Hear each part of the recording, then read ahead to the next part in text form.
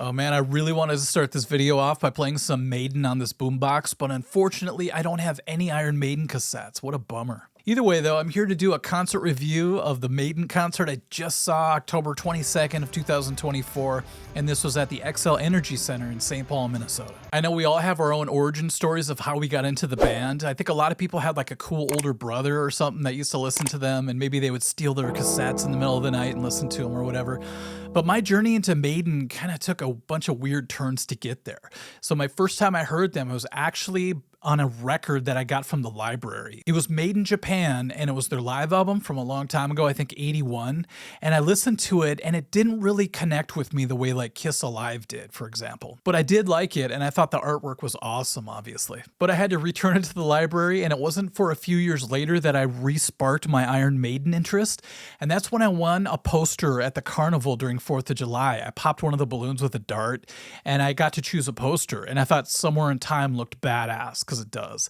And I took it home and I put it on my wall, having never heard that album before. So all we could do back then, my brother and I would just pretend to play songs together. He would air guitar and sing, and I would play drums on ice cream buckets on my bed.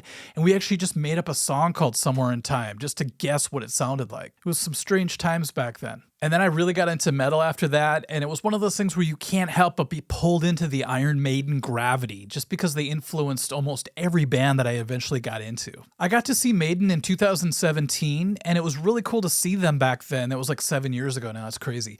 But Ghost opened up for them. But I remember even back then going, man, these guys, you know, not Ghost, but Iron Maiden, these guys are a lot older now, and they're running around the stage like they're teenagers.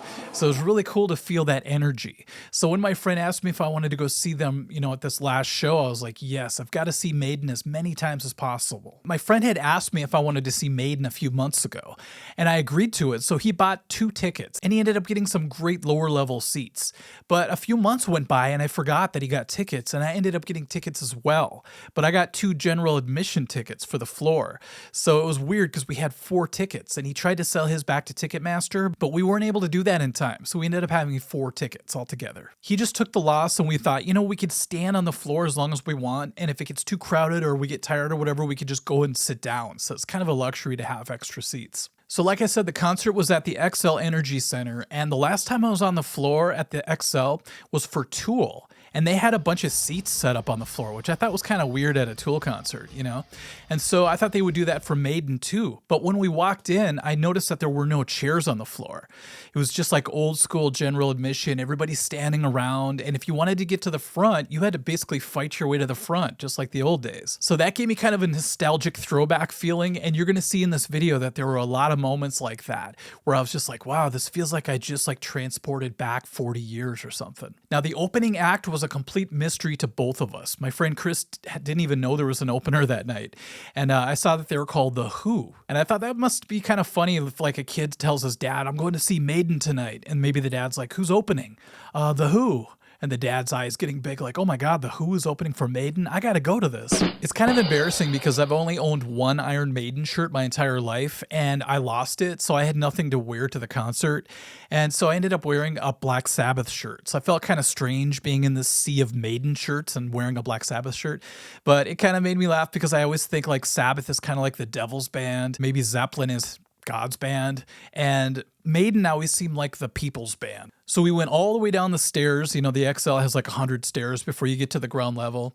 And we tried to get as close as possible, but there was pretty packed in front. So we stayed back a little ways. And I felt really bad because this couple next to us, the guy was pretty tall, but the girl was like 5 foot tall and she couldn't see anything. So he tried to pick her up a few times. It was really awkward. I was going to offer them the seats that we had, but I didn't pay for them. So I felt bad offering them to people. We timed it pretty well because we weren't standing there for very long when the lights go down and all of a sudden the Who come out. The HU Who. And they're a band from Mongolia. And man, they had such an exotic look. They had like a hookah thing in the middle. It was really cool looking. They had a drummer. They had someone playing these gigantic percussion. It looked like timpani type stuff. Guitar player, bass player, singer. And then you had these 2 guys playing these exotic cello-like instruments. And the bows looked really cool because they actually could have doubled as swords. So they'd play and then they'd hold it up and it looked like they were ready for battle. And speaking of battle, their music is basically like war tribal sounding. It was almost to me like Mongolian Rammstein type sound. And Chris thought they sounded a lot like Sabaton. And I'm like, yeah, there's a lot of similarities, you know, almost like if you're on like a warship and you're going to conquer land. That's the kind of music that you'd probably want stuck in your head. And I thought, man, if society ever collapses, I hope I'm in a tribe like the Who, because these guys just seem tough as hell.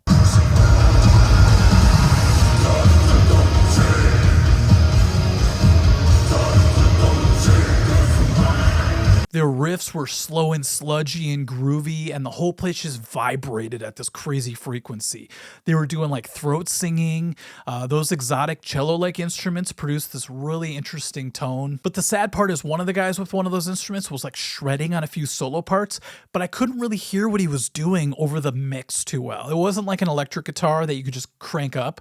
It's just because it was on a bow, it seemed to sink into the mix a little bit, but I could tell he was doing some incredible stuff. There's something kind of nice about not understanding what a band is saying sometimes, because you really could just focus in on the music and enjoy that part of it. So when they were like singing, I had no idea what they were saying, but in between songs, once in a while, they would say a few things in English. And it was pretty cool to me that they went out of their way to try to connect to the audience by speaking a few words in English. And their music is so unrelenting. It's almost like you're just getting hit over and over again with a sledgehammer. And part of me thought, that's awesome. But after about a half hour of that, I feel like the band could really use one more member. Maybe like a female that dresses up like in traditional garb and plays like a fiddle and, I don't know, bounces around like Lindsey Sterling or something. I just kept picturing like that would be the perfect way to balance the band out a little bit more. That is without a doubt the dumbest thing I've ever heard. I knew the band set was coming to an end, so I wanted to run to the bathroom before everybody else did. I ended up finding out that there's like a secret back hallway at the XL that leads to this small bar area and bathrooms. So I felt like I was in the, the secret club. I knew the secret handshake. I got to go back there before everybody else did, and I, took care of my business. I came back after buying a $40 drink. Once again, those prices are crazy, but it does keep people from buying too much booze in a night, I think. And I couldn't find Chris on the way back. So I texted him. He's like, you know what? I'm just going to raise my phone up with the light and you could just follow that. And I'm like, how come I never thought of that before? It was such an easy solution. So the band gets done and you could tell the crowd really appreciated them. The band actually ended up taking a bow. And I kept thinking, I really have to check these guys out after the concert. I have to look them up and see what they're all about. And when I listened to them after the show, it was kind of sad because their recording doesn't really capture their power. So I recommend seeing The Who live whenever possible, just to really get the full effect. But I did discover a couple really cool covers they did. They actually covered Sad But True by Metallica. So I ended up walking up the 100 stairs again because I knew I wanted to buy a Maiden t-shirt. Because like I said, I was wearing a Black Sabbath t-shirt. I felt out of place a little bit. So I went up, and of course, Maiden always has a great variety of different artwork and different t-shirts and everything. And they had a lot of different things like hoodies and all that. I ended up choosing a shirt, but they were all out of my size. They didn't have any mediums left. And it's this one. I really wanted this design. But I ended up getting this shirt. It's kind of a throwback to a t-shirt a lot of kids used to wear back when I was in junior high. So another nostalgic moment for me there. Now, $50 for a t-shirt might seem a little bit steep. Nothing would surprise me nowadays, though. Even $100 t-shirts probably don't get any ideas. But, when a band gives you so much joy in your life, it doesn't hurt as much to give a band $50 for one of their shirts. So I went to go back down to general admission, but Chris said that he tried to get closer to the stage, but no luck. Everybody was just crowding up to the front. That's one of the, downsides of general admission, old school style. So he ended up going to the lower level seats that he originally bought. So I met him there, and I was really happy to see that it was some of the best viewing that we could have had. You see over everybody's heads that are in general admission, and there was a perfect, view of the stage kind of from the front corner like this. Chris kept talking about the sound engineer for Maiden and how big of a deal this guy was. So I'd be looking at the stage waiting for the band to come out, but I look over and Chris keeps staring at the sound engineer. I thought, man, we're so nerdy when it comes to this this kind of stuff, you know, because he's taking pictures, he's trying to see what the guy's using. Once the Who cleared off the stage, there was just a bunch of black sheets over everything. I kept wondering when they were going to come out and take the sheet off the drum set so I could check it out. You know, I love seeing the different setups that bands have. But they waited till the last possible second to do this, so it was like a mystery all the way up until showtime. We noticed that the stage was littered with stage monitors, which could be a little bit of a rare thing these days because a lot of people use in-ear monitors. So if you look on stage, it's like old school with Maiden because they have all the monitors everywhere, and I love it because they like to put their feet up on it, kind of an old school move, and I started to do that too when I played on stage. It's a really cozy thing to put one foot up while you're playing guitar for some reason. I had also noticed during the Who set that they had a real retro looking lighting setup. So the way it was designed, it looked like the old school racks that they used to use back in the 70s and 80s for concerts. It was kind of a triangular shape. You know, nowadays with LEDs, you don't see that as much nowadays. So that really brought me back once again to like a nostalgic old school concert. The house lights stayed on, but they played Doctor Doctor by UFO at a louder volume than the other songs, so you knew it was almost showtime. We were all getting excited. And then the lights go down, and the intro to Blade Runner starts up, and I start getting that, you know, goosebump feeling. The backdrop was from Somewhere in Time, and that kind of got to me because it reminded me of the poster I had up in my bedroom. I'm really nostalgic, as you probably know, and jamming with my brother and making up songs, and it was a really good feeling, and to see that in the background was awesome. And by the way, they were using real backdrops like curtains. So whenever they switched to another backdrop, they would just like wheel it out and pull it across. And, you know, nowadays a lot of bands use projectors and a lot more high-tech stuff, screens and all that.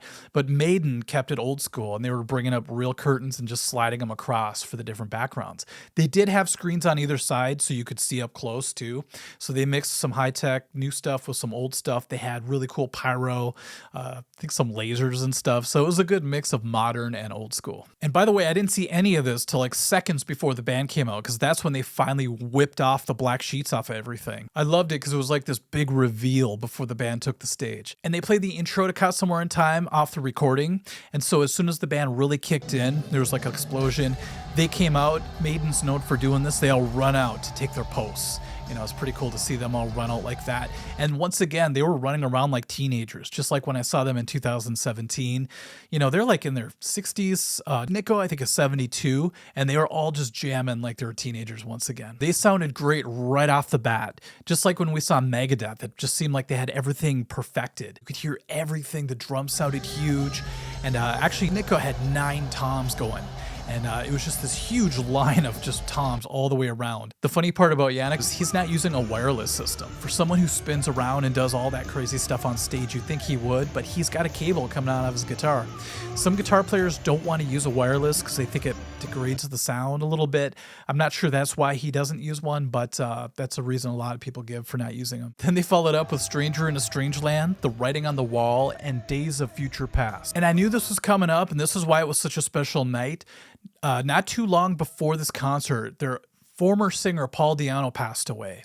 And I was starting to think maybe they wouldn't even play this show because he passed away literally a day before this concert. But between songs, Bruce did this really nice dedication where he talked about him, and he had a moment of silence for Paul. And then they played the song The Time Machine for him. So I thought that was a real touching moment in the concert.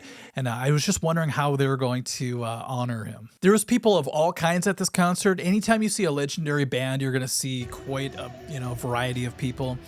Old and young, we had almost as many women as men, which surprised me because I always think of Maiden as like a dudes band, but it was, I would say 60-40 guys. And then, like I said, there were kids there too. This one dad across the aisle had 2 sons with him. One was like 9, the other was like 6, I think. And the 6-year-old seemed a probably didn't bored at times. He didn't know the music as well. But all of a sudden, these 2 crazy looking like aunts or something came up out of nowhere, and they handed the boys posters, and they were like taking pictures with them and stuff. I don't even know if they knew them. And then all of a sudden the ladies just turned around and like left, and the kids seemed a little bit more excited after that. And I thought, how strange is that going to be? The rest of their life, they're going to have that memory of, remember when we were like kids, we saw Iron Maiden and those 2 crazy women came up and just gave us posters and then walked away? So Bruce is running around that huge stage pretty much the whole time, never stopping. And, he's doing microphone stand tricks like Prince does and all this craziness. But, so that was exciting. But I have to admit, the show did kind of slow down a little bit towards the middle. They played the song called Death of the Celts, but it kind of brought the show down a couple notches, which is good because you want some dynamics in your show. You can't be up here the entire time. And that shows a lot of maturity in a band when they can slow things down and not worry about losing the audience, even though people do take the time sometimes to go to the bathroom and get a drink or whatever. And then they kicked into Can I Play With Madness? And if you know that song, that chorus just slaps you in the face. I still say it's probably one of their most commercial sounding choruses, and it's off the album Seventh Son of a Seventh Son, which to me is a kind of experimental album. There are synthesizers on that one, and they really seem to push the envelope on that. But that got the crowd way into it once again. That's such an upbeat, fun song, it's hard not to. I keep talking about throwback nostalgic moments. It was great because the couple that was in front of us, they were so into the show. It almost seemed like they were plucked from 1986 and placed right in front of us. Just the way they looked, you know, the way they dressed and the way they acted. It was like an old school concert. They were holding up lighters instead of holding up their cell phone lights. They actually lit lighters and held them up during the slow parts. Then they kicked into Heaven Can Wait. And then they surprised me by playing Alexander the Great. I did not think they were going to play that one live. And when I did my deep dive, when I went on Spotify and did their whole discography, that song stood back out to me because it's very complex. If you try to count all the different time signatures, it's crazy that I think there's like 7 different time signatures in this one song. I wondered if maybe somebody went up to the band and kind of said, yeah, why do you guys always write in 4/4? You know, everything you write is so straightforward. I just picture Steve Harris going, oh yeah? Take this. I was a bit concerned for Nico because I heard recently that he said that he likes to simplify some of the beats nowadays so he can keep up. So I wasn't sure how he was going to handle some of these tunes. But then to see him flawlessly play Alexander the Great gave me basically no doubts that he'd be able to pull off anything. To be 72 years old and still playing a huge drum set for an entire concert with that much energy, it's just incredible to see that. And just the way he plays, you know, he pushes and pulls the music perfectly. A lot of bands these days follow clicks, you know, sometimes you need to sync up with the production, the lights and the video screens and all that kind of stuff, so people will play along to clicks quite a bit. But that can give it kind of a sterile feeling, a real straightforward feel, but not with Maiden. I mean, you could feel the music ebbing and flowing, if you will, in a very human way. And that's something that you're going to get when you listen to Iron Maiden. You know that they're not connected to a click track. They're not using very much technology. It's just a guy playing the drums. And then they played Iron Maiden, which is funny because I love it when a band plays a song that has the same name as the band, especially if it's also the name of the album. But then Samurai Eddie came out and he was this towering figure. I guess they pulled this off by having the guy in the costume actually walking on stilts, which has got to be tricky. So Samurai Eddie was kind of messing around with some of the guys in the band. He went all the way to the other side and he was messing with Yannick. And it was funny because I think it was him that was running through Eddie's legs. That's how tall Eddie was. I just noticed now that Yannick pulled his guitar cable out so that he wouldn't trip Eddie up. And I mentioned about the curtain backdrops. They kept pulling them across like every 3 songs or whatever. So it really felt like the stage was new constantly. And they had this rope that I noticed in the back. And I didn't know what was attached to it. But when Eddie came out, they pulled up this gigantic red Eddie samurai head. And it was so huge, but it was 3D, you know, obviously because it was real. But when I saw Kiss Hot in the Shade, they had something similar to that. They had like the King Tut face or whatever. But I found out later that that was actually on a screen. But this was like the real deal. So I thought, man, Iron Maiden spares no expense when it comes to their stage show. There was a handful of songs I was really hoping to hear, and I knew they wouldn't be able to play all of them. First of all, I think they still play in standard E tuning. They didn't bring it down like a lot of older bands do to make it easier for the singer. So Bruce is out there singing in concert pitch. It's pretty incredible at his age. And by the way, he sounded better than ever. A lot of people were talking about how in the last couple of years his voice has gone down a few pegs or he's been struggling a little bit, but we didn't notice that at all. Everybody around me agreed that his voice sounded top notch for this show.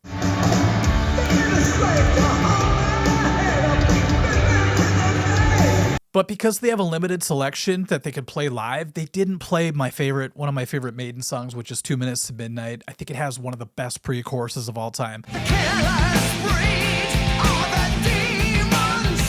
But maybe that one either just got left off for some reason, or maybe he just doesn't prefer to sing that anymore. I also really wanted to hear Aces High. I mean, there's a whole list that I wanted to hear. Hallowed Be Thy Name, The Evil That Men Do, Wasted Years, all that. I was still hoping to hear some of those. I really thought for the encore they were going to come back and play the intro to Aces High, you know, like on a recording, and then kick into the song. I thought that'd be a perfect way to come back. But instead they surprised us a little bit and played Hell on Earth. You know, a band has a lot of great songs when you forget about some of the most obvious ones. And one of them I forgot about was The Trooper. I thought, of course they have to play The Trooper. And not too long after I thought that, they pulled the curtain across, and guess what we saw? The Trooper. This is like one of the worst tab books of all time, but it's got a really cool cover.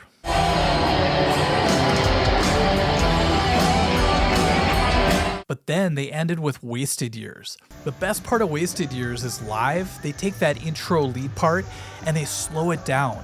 So they'll be playing the song regular speed, and when that part kicks in, Nico brings it way down. Speaking of human ebb and flow.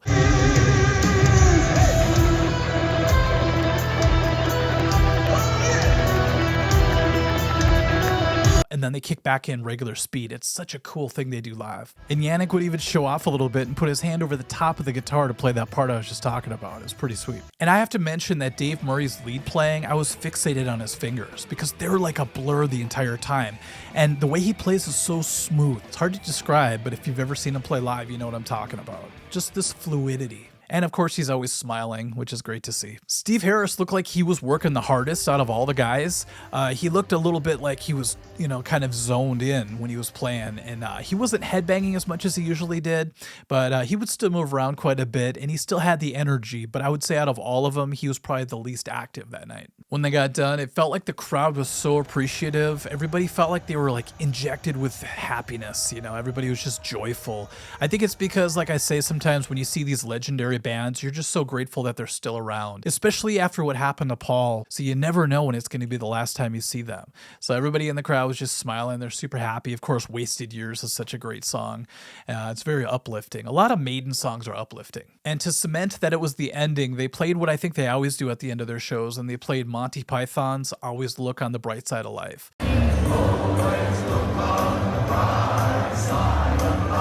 I just looked at my friend Chris and I was like, man, that's so British of them. I still have to say the best part of this whole concert was the throwbacks, all the different parts that made me go, man, this is what concerts used to be like. All except for the ticket prices. Back in the day, you'd pay like $10 to see like 3 incredible bands. So times have changed in that area for sure. But they did a great job and everything else to kind of give us that old school concert experience, and I had a great time. Oh, and I have to mention that as I was driving home from the concert, this popped up on my Jeep screen.